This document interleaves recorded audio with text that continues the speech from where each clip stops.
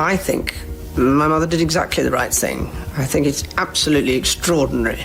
Prince William had entered the private Windsor meeting expecting another difficult conversation about the future of the monarchy.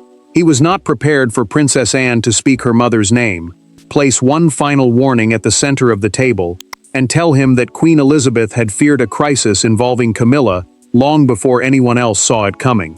William said nothing. His expression hardened. And according to Anne, the most disturbing part was still ahead. Before we go deeper into what this really means for the royal family, make sure to subscribe so you don't miss a single update. Anne arranged the meeting herself and insisted there would be no secretaries, advisors, or aides inside. She closed the door, left her phone outside, and refused tea.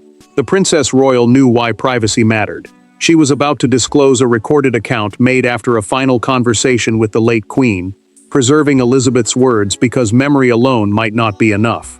William remained standing as Anne explained the warning. Before Queen Elizabeth II died, the monarch had told her daughter that if personal influence began overriding duty, family unity, or the authority of the future sovereign, the prince must be informed. The line of succession, the fixed order determining who inherits the crown, could not be blurred by private relationships. Camilla was never to be humiliated or pushed aside, but affection could not interfere with decisions belonging to the next reign. The future king gripped the back of a chair instead of sitting. He asked Anne to repeat the words, and she did, slowly. William had believed tensions surrounding Camilla belonged to the present, shaped by loyalties and strain. Now he understood his grandmother had seen the possibility years earlier, and that realization struck harder than any accusation. Anne felt the weight of the promise she had carried. She admitted she had resisted speaking because the warning could permanently alter William's view of Camilla and wound Charles. The Princess Royal had promised her mother she would remain silent until silence became more dangerous than disclosure. That moment, she said, had arrived. William finally asked the question neither could avoid. Why today? Anne looked straight at him and said one of Elizabeth's 3 boundaries had just been crossed: loyalty to the crown, respect for succession, and non-interference in decisions belonging to the future reign. Anne reached toward a sealed folder but stopped. William watched her hand freeze above it. She told him that before he learned what Camilla had done, he needed to understand the confrontation that first made Elizabeth afraid. William had heard the warning, but its reason was buried in the past. The warning did not exist in isolation. Behind it stood 4 people tied together by family, crown, history, and unfinished emotional debts. William, Anne, Charles, and Camilla. Each had something different to lose. For the prince, it was trust. For Anne, loyalty to her mother. For the king, the woman beside him. And for Camilla, perhaps something even more fragile. The belief that decades of acceptance had finally made her position untouchable. William carried more than the expectation of one day wearing the crown. He carried years of family strain, unanswered loyalties, and the memory of Queen Elizabeth as both sovereign and grandmother. The crown, meaning the legal and symbolic authority of the monarch, mattered to him because every private warning from her now felt larger than ordinary palace advice. Anne understood that weight. The Princess Royal, the traditional title given to the monarch's eldest daughter, had no personal claim to succeed Charles or William, which made her judgment harder to dismiss. Elizabeth had trusted her to know the difference between irritation and genuine danger. William finally asked whether Charles knew about the warning. Anne answered quietly, "Not all of it." The prince turned away. Neither needed to explain what that meant. If the full message reached the king, he could be forced into an impossible emotional choice between his mother's judgment, his son's future authority, and Camilla, the woman he had defended for decades. Anne saw the conflict on William's face and warned him that truth could wound even when it was necessary. Camilla, meanwhile, had already sensed the change. She asked Charles why Anne had suddenly canceled a planned lunch, and the king dismissed it as scheduling. The queen consort, a title used for the wife of a reigning king, did not believe him. She watched his hesitation, asked again, and received the same answer. That small silence frightened her more than open criticism, because it suggested decisions were being made somewhere she could not reach. Anne then made Elizabeth's concern painfully clear. The Queen had never denied Charles the right to love Camilla. She feared something narrower, affection becoming access becoming influence, and influence reaching decisions meant to survive beyond the king's reign. William remembered arguments over Catherine, George, and future household responsibilities that once seemed merely awkward. Now those moments felt connected. William walked to the window and stayed silent. When he turned back, he did not ask what Elizabeth thought of Camilla. He asked what had happened years earlier. Anne's expression tightened. One confrontation, she said, had changed everything, and the answer would drag them back to the night Elizabeth decided her unease could no longer remain private inside the family. Years before Anne finally confronted William, there had been one evening Elizabeth never forgot. It began as a discussion over future royal responsibilities and ended with the Queen alone with her daughter, deeply unsettled by what she had heard. No scandal reached the newspapers. No announcement followed. But inside the family, a line had been crossed, and from that night forward, Elizabeth quietly prepared for the possibility that William might one day need protection from a conflict inside his own household. Camilla had challenged a proposal during a private family planning meeting at Windsor after a state reception. The plan would give William and Catherine greater control over engagements, staff appointments, and preparations involving George's future constitutional role. Constitutional responsibility, meaning the formal duties attached to the crown and succession, mattered because those choices would shape how the next generation operated. Charles treated the disagreement as administrative. Elizabeth did not. The monarch heard Camilla speaking less like a spouse offering advice, and more like someone expecting influence over another household's future. Elizabeth intervened with a calmness that made the room more tense, not less. She said decisions concerning the next generation must ultimately rest with those who would carry that responsibility. Camilla pushed back, arguing that unity required choices to remain coordinated through Charles's household. The king-to-be defended the value of consultation, but his mother noticed something deeper. Affection was beginning to blur the line between advice and control. Anne found Elizabeth alone after the meeting, still carrying the weight of what had happened. The Queen removed her glasses, set them down, and told her daughter, that must never become a struggle over control. The Princess Royal listened as her mother explained that Charles' devotion to Camilla might one day make it difficult for him to see when normal consultation became intrusion.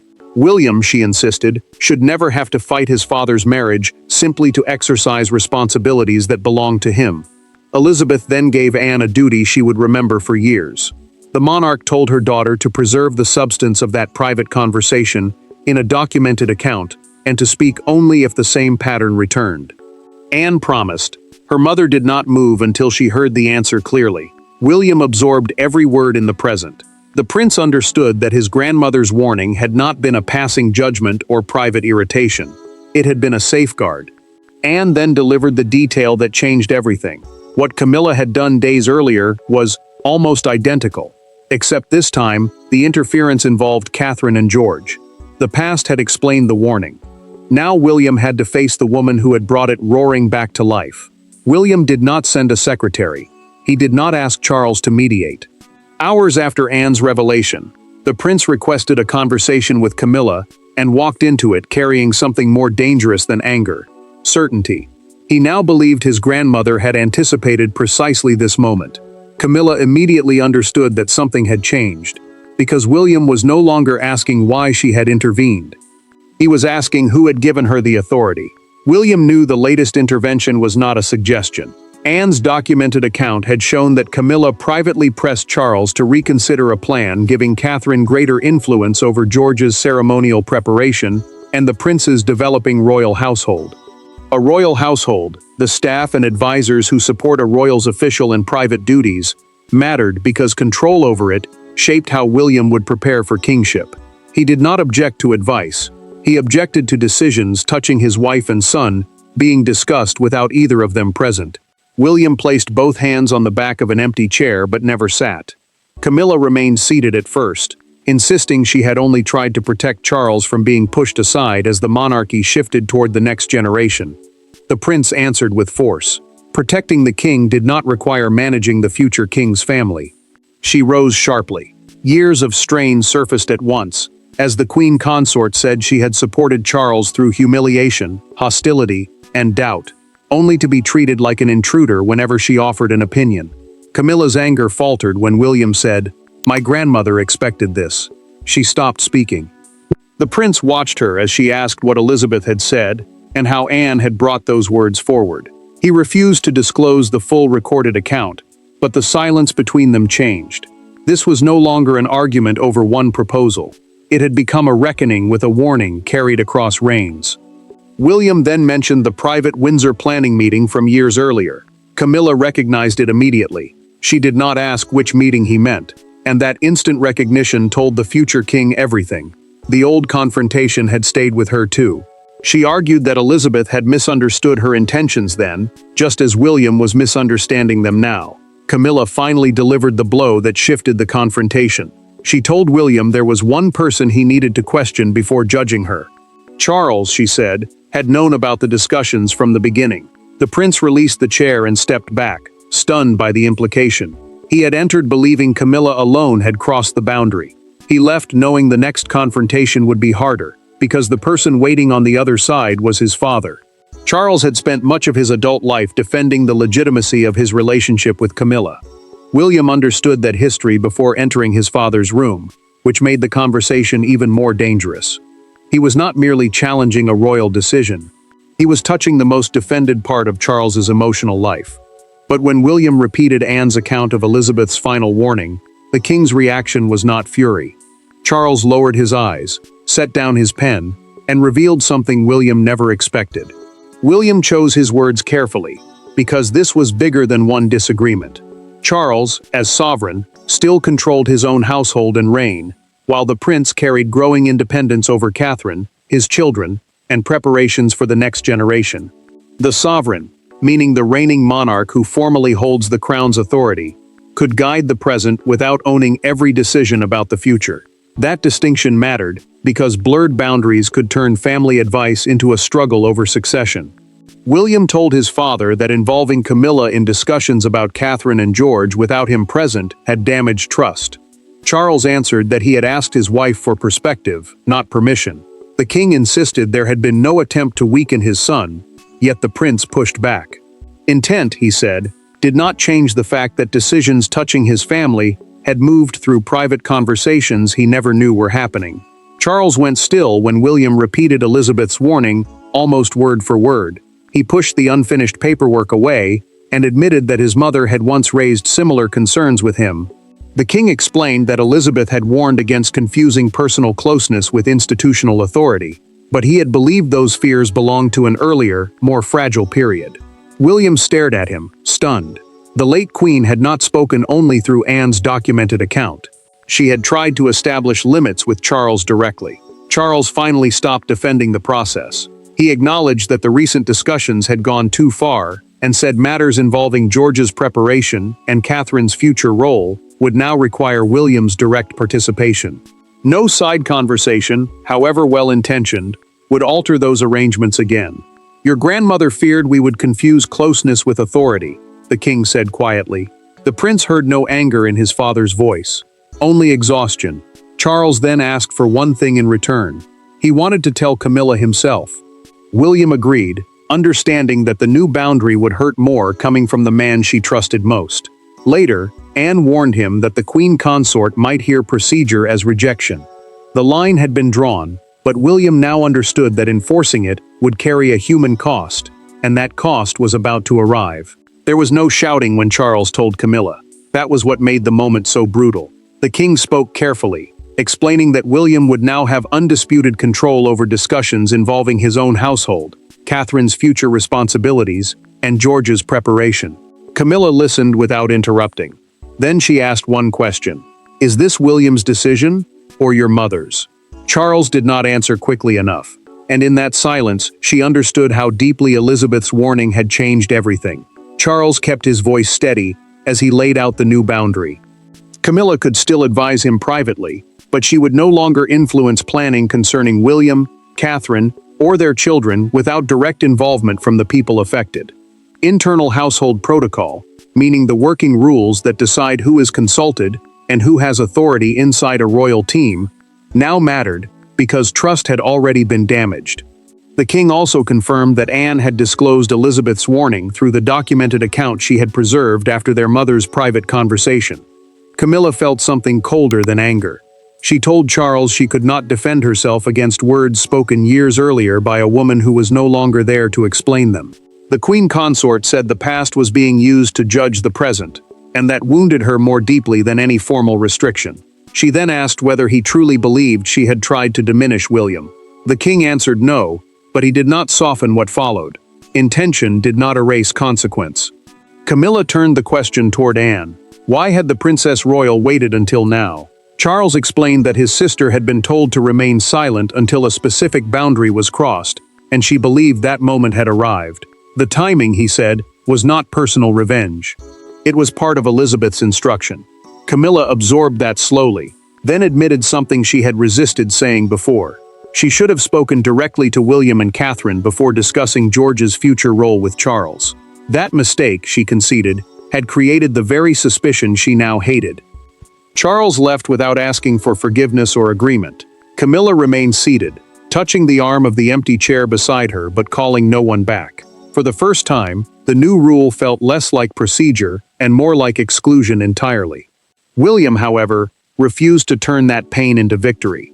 He told Anne he wanted another conversation with Camilla, this time alone, without Charles, advisors, or Elizabeth's warning dominating the room. The prince was no longer trying to prove who had been right. He wanted to know why Camilla had crossed the line at all, and that answer would turn a battle over authority into something far more human. When William met Camilla for the second time, there was no folder on the table, no Charles between them, and no Princess Anne explaining what Elizabeth had meant. The prince had deliberately stripped the meeting of every institutional shield. He wanted one answer, not as heir to the throne, but as a son, husband, and father. Had Camilla been trying to control his family's future, or had years of royal insecurity convinced her that remaining useful meant remaining involved in everything? William changed his approach because invoking Elizabeth again would only turn the late Queen's warning into an accusation Camilla could never answer. He asked her to explain herself directly. The prince wanted motive, not procedure. Camilla hesitated before admitting that Charles had become increasingly aware of attention moving toward William and Catherine. Succession planning, meaning the preparation for how responsibility passes from one monarch to the next, had made that shift impossible to ignore. She said her interventions were partly an attempt to reassure the king that his reign still mattered. William listened, but he did not excuse the damage. He told Camilla that using Catherine's future role or decisions involving George to calm Charles's fears crossed a line. The prince understood a father worrying about being eclipsed by his son, but he refused to let that anxiety shape his children's lives. Camilla did not argue immediately. For once, she allowed the criticism to sit between them. Camilla then admitted something more personal. She had spent decades fearing exclusion, judgment, and the possibility that acceptance could disappear as quickly as it had arrived. The Queen Consort confessed that she sometimes confused being involved with truly belonging. William's anger softened, but his position did not. He told her understanding the wound did not make the behavior acceptable. Camilla finally asked the question she had been avoiding. Had Elizabeth ever wanted her removed? William answered no. He explained that Anne's documented account made that clear. The late monarch's warning had been about boundaries, not banishment. Camilla absorbed the distinction and promised that any future concern involving Catherine or the children would be taken directly to William, not carried through Charles. William accepted the promise and made one of his own. He would not turn the dispute into humiliation, punishment, or a public campaign against her. "This does not have to become a war," the prince said. Camilla answered, "Then don't let it." William reached the door, paused, and turned back. He said he wanted George to grow up inside a family that could disagree without destroying itself. Inside the palace, the crisis had begun to cool. Outside, fragments were already escaping, and Britain was about to decide what the conflict meant. By morning, the private warning was no longer entirely private.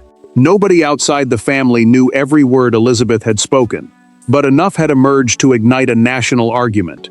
Was this a dead queen protecting the future monarchy? A son challenging his father's wife? Or simply a family finally defining boundaries it had avoided for years? One newspaper image captured the mood perfectly. William walking into an engagement stone-faced, while Camilla appeared separately hours later. William watched the coverage spread with growing unease. Palace correspondents were now discussing a serious disagreement involving him, Camilla, and advice attributed to Elizabeth. Palace correspondence, meaning journalists who specialize in covering the royal family and its official activity, could not confirm the private wording because officials refused to repeat it. That refusal only intensified speculation. Some commentators argued the prince was simply preparing for succession.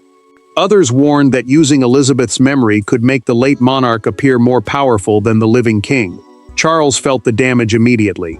The king watched a morning broadcast divide the family into two camps: Charles and Camilla on one side, William and Anne on the other. He switched the television off before the segment ended. The monarch had accepted new boundaries to protect trust, not to create rival courts inside the same family. Now the public was turning a private correction into a contest for loyalty, and he knew that spectacle could wound everyone involved. Anne rejected the idea of victory just as strongly. When an aide told Princess Anne that commentators were calling her Elizabeth's defender, she answered sharply that her mother had never entrusted her with the warning so she could defeat anyone. The Princess Royal feared that public drama would destroy the balance Elizabeth had wanted preserved. Camilla, meanwhile, understood that every headline made reconciliation harder, while William saw his grandmother's words becoming something she had never intended: a weapon. The argument exploded when a fictional London newspaper carried William's image beneath the stark headline, "The Queen's Last Warning."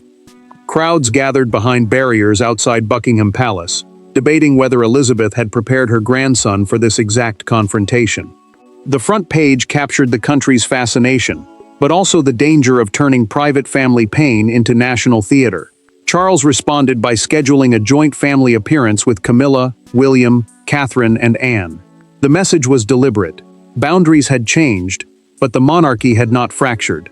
Before they gathered, however, Anne found William alone. She told the prince there was one final sentence from Elizabeth's documented account she had deliberately withheld. William turned off the coverage and listened. Anne's next words were not about Camilla at all. They were a warning about him. Anne had saved one sentence until the end. Elizabeth's final warning concerned Camilla, yes, but her final instruction concerned William. If the day ever came when he had to defend the boundaries of the future crown, the Queen wanted him to do it without cruelty, revenge, or humiliation. Authority, she believed, revealed character most clearly when victory was already guaranteed. William listened, and suddenly everything that had happened, the anger, confrontation, and fear, settled into a different meaning. Anne completed the documented account she had preserved from Elizabeth's private instruction. The Princess Royal explained that her mother's concern had always carried two parts: stop inappropriate influence, but also stop legitimate authority from becoming personal revenge. The future sovereign, meaning the person next in line to inherit the crown, would one day possess institutional power. Elizabeth wanted William to understand that strength without restraint could damage the monarchy just as surely as interference could.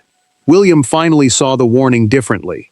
The prince understood that his grandmother had never given him permission to punish Camilla. She had given him a standard for leadership: set clear limits, protect Catherine and the children, but never use the crown to humiliate someone simply because he could. He told Anne there would be no campaign to isolate the queen consort, and no attempt to force Charles into choosing between his wife and his son. William later met Charles and Camilla privately. The king thanked him for defending his responsibilities without turning the dispute into an attack on his marriage. Camilla admitted she had crossed into territory belonging to the prince and Catherine, especially where George's preparation was concerned. She did not excuse it. William did not demand more. That restraint became the settlement. Anne felt the burden she had carried for years loosen. The Princess Royal had feared that delivering Elizabeth's warning might fracture the family she was trying to protect. Instead, the message created a lasting boundary. Decisions involving William, Catherine, George, Charlotte, and Louis would remain separate from Camilla's advisory role inside Charles's household. William asked Anne one final question before leaving. Had Elizabeth truly believed he would understand? She gave the smallest smile and answered that their mother would never have entrusted him with the future if she had believed otherwise. The warning had served its purpose. Anne's promise was fulfilled. Charles's marriage remained intact. Camilla understood where her influence ended, and William learned the deeper lesson. The crown survives not because one person dominates everyone else, but because those holding power know where their authority must stop. Thanks for watching. Please don't forget to like and subscribe, and we will see you in next one.